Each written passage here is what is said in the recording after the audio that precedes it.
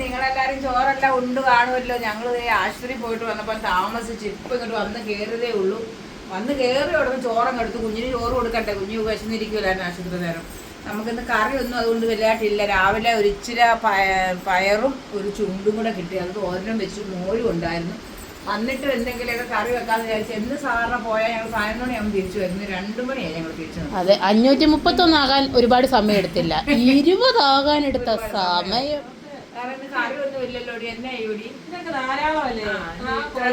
ചിറ്റയെ കാണുന്നില്ലല്ലോ എന്ന് എല്ലാരും പറയുവേ. അതെ, എന്തി അർജുനെ വേണ്ടേ 10ാം ക്ലാസ്സുകാരൻ.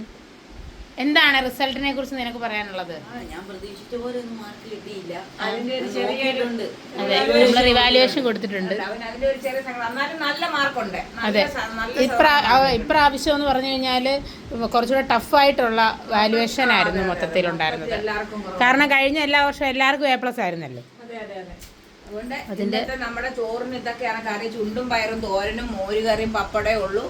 ഇതെല്ലാം കൂട്ടി കഴിക്കാനായിട്ട് നിങ്ങളൊക്കെ ഊണ് കഴിഞ്ഞായിരിക്കും. എന്നാലും എല്ലാരും ഓടി വായോ ചോറുണ്ണാം. കേശുക്കുഞ്ഞിന് ചോറ് കൊടുത്തോണ്ടിരിക്കുന്ന ഭാഗമാണ് ഈ കാണുന്നത്. അതുകൊണ്ട് എല്ലാരും ഓടി വായോ ചോറുണ്ണാം.